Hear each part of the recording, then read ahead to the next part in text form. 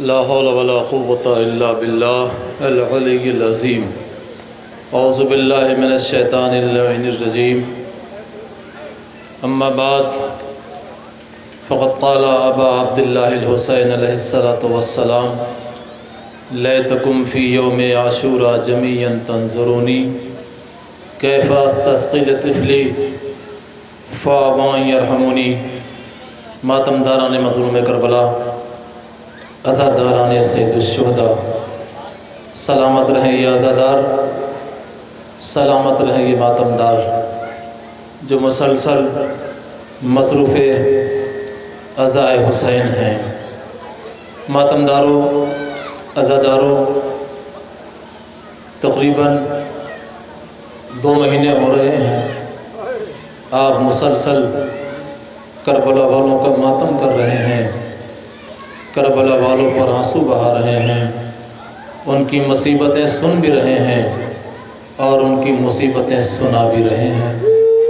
مگر آج اور کل یہ 2 تاریخ ایسی ہے کہ جہاں کربلا والوں کے غم میں 2 عظیم غم ہیں جو وہ بھی شامل ہو گئے.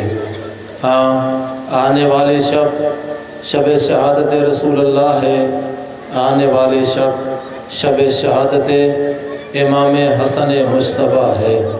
میرا دل تو یہی کہتا ہے کہ جب روز شہادت پیغمبر اسلام زینب کے حسن جیسے بھائی نے بھی شہادت پائی ہوگی تو زینب نے تڑپ کے اپنے بھائی حسن سے یہی کہا ہوگا: بھیا حسن، غم منانے کے لیے تو نانا کی برسی کا دن ہی کافی تھا، آنسو بہانے کے لیے تو نانا کی برسی کا دن ہی کافی تھا.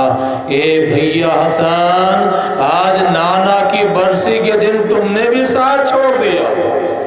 جزاکم اللہ خیر الجزا. خدا آپ کو کسی غم میں نہ رلائے. اگر آج کی شب یتیمی جناب قاسم ہے تو اسی کے ساتھ ساتھ شب یتیمی شہزادی کائنات حضرت فاطمہ زہرا ہے. اہل بیت کے خانوادے میں 2 فاطمہ ایسی ہیں کہ جن کے ساتھ ایک جیسا سلوک کیا گیا. چاہے وہ بڑی فاطمہ ہوں، ان کے بابا کی وفات کے بعد انہیں بھی نہیں رونے دیا گیا، اور چاہے وہ چھوٹی فاطمہ سکینہ کربلا کی ہوں، ان کے بابا کی شہادت کے بعد انہیں بھی نہیں رونے دیا گیا. اگر بڑی فاطمہ کو فاطمہ کے بابا کی وفات کے بعد تازیانے مارے گئے تو کربلا میں جو چھوٹی فاطمہ تھی اس کے بابا کی شہادت کے بعد بھی اس چھوٹی فاطمہ کو تازیانے لگائے گئے. آج نانا اور نواسے کا ماتم کرنے کے لیے ہم سب یہاں اکٹھا ہوئے ہیں. تشت طلا میں جب حسن کے جگر کے ٹکڑے گرنے لگے تو زینب جیسی بہن نے دیکھا، تڑپ گئیں.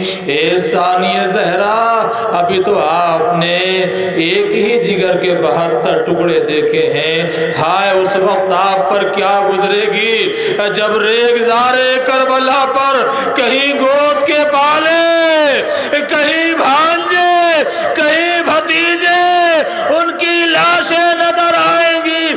ثانیہ زہرا، آپ اس مرحلے میں کیسے صبر کریں گی؟ جزاکم اللہ خیر الجزا. آپ دیکھیں جناب زینب کے سامنے کربلا سے پہلے جتنی بھی مصیبتیں آ رہی ہیں، ہر مصیبت کو اس لیے برداشت کر لے جا رہی ہیں کہ ابھی حسین جیسا بھائی ہے، اور قسم خدا کی امام حسن جیسی مظلوم ذات تو آپ کو تاریخ کائنات میں نہیں ملے گی. جنازہ ایک ایسی شے کا نام ہے، جنازہ ایک ایسی چیز کا نام ہے کہ جس کا احترام ہر مذہب و ملت میں ہوتا ہے. ہم جس ملک میں رہتے ہیں اس ملک کا کلچر یہ ہے، اس ملک کی تہذیب یہ ہے، اس ملک کی سبھیتا یہ ہے کہ جب بھی جنازوں کو دیکھتے ہیں تو وہ ہاتھ جوڑ کر نمن کرتے ہیں. اس کا مطلب یہ ہے کہ انسانی تہذیب یہ کہتی ہے کہ جنازے کا احترام کیا جائے۔ ہمارے ہاں بھی شریعت نے ہمیں بھی حکم دیا ہے کہ جنازے کا اتنا احترام کرو کہ اگر اٹھاؤ تو آہستہ اٹھاؤ، رکھو تو آہستہ رکھو، لے کے چلو تو آہستہ چلو۔ مگر تاریخ کائنات میں ایک جنازہ ایسا بھی ہے کہ جس جنازے کو بھائی اپنے بھائی کے جنازے کو لے کے چلا ہے، مگر راستے میں اتنے تیر جنازہ امام حسن پر برسائے گئے کہ بھائی کو اپنے بھائی کے جنازے کو دوبارہ گھر واپس لانا پڑا۔ ہاں یہ بھی مظلومیت ہے امام حسن کی کہ جب جنازہ گھر سے قبرستان کے لیے نکل جاتا ہے تو واپس نہیں لایا جاتا ہے۔ یہ بھی منفرد جنازہ ہے، یہ بھی ایک لوتا جنازہ ہے کہ جو گھر سے نکلنے کے بعد پھر دوبارہ واپس آ رہا ہے۔ یہ جنازہ کیوں واپس آ رہا ہے؟ یہ اس لیے واپس آ رہا ہے تاکہ جو تیر پیوست ہو گئے ہیں جنازے میں ان تیروں کو نکال لیا جائے۔ اللہ اکبر۔ لیجیے عزیزو، بھائی نے اپنے مظلوم بھائی کو سپرد لحد کر دیا جنت البقیع میں، مگر ایک مظلومیت امام حسن کی یہ بھی ہے کہ ہمارے پاس اماموں کے عالی شان روزے نظر آتے ہیں، مگر بقیہ میں دوسرے امام، چوتھے امام، پانچویں امام اور چھٹے امام یہ وہ مظلوم ائمہ ہیں ہمارے کہ جنت البقیع میں جانے کے بعد یہ طے کرنا مشکل ہوتا ہے کون دوسرے امام کی قبر ہے، کون چوتھے امام کی قبر ہے، کون پانچویں امام کی قبر ہے، کون چھٹے امام کی قبر ہے۔ ایسی دشمنی دنیا نے ان سے کی کہ ان کے نشان قبر کو بھی باقی نہیں رہنے دیا گیا۔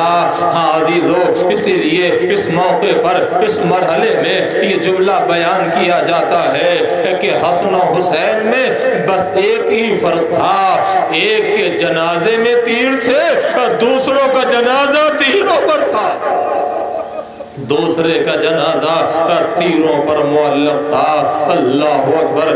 کربلا کے میدان میں امام حسن کی نمائندگی جناب قاسم کے ذریعے سے ہو رہی ہے۔ جب جناب قاسم کے لاش کے ٹکڑے ریگزار کربلا سے مظلوم کربلا سمیٹ کر لے آئے اور اہل حرم میں سیدانیوں میں واہ محمدہ واہ مصیبتہ کی صدائیں بلند ہو گئیں تو ایک مرتبہ بیوہ امام حسن جناب ام فرما لاش قاسم کے ٹکڑوں کے قریب آئیں۔ لیجئے شبیہ تابوت بھی آ رہی ہے، آپ اس کی زیارت کیجئے۔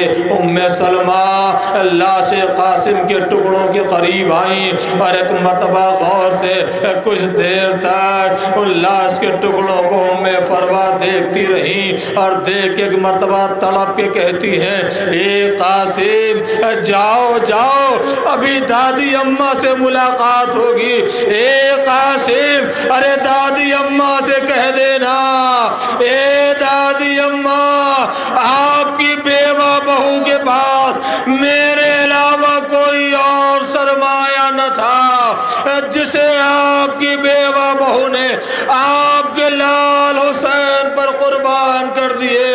اے امام زمانہ، آئیے ہم عزادار، ہم ماتمدار، ہم سوگوار آپ کی خدمت میں پرسا پیش کرتے ہیں۔ مولا امام زمانہ، رسول اللہ کی شب وفات ہے، امام حسن کی شب شہادت ہے، ہم عزاداروں کا پرسا قبول کیجئے۔ الا لعنت اللہ علی القوم الظالمین۔ ماتم حسین۔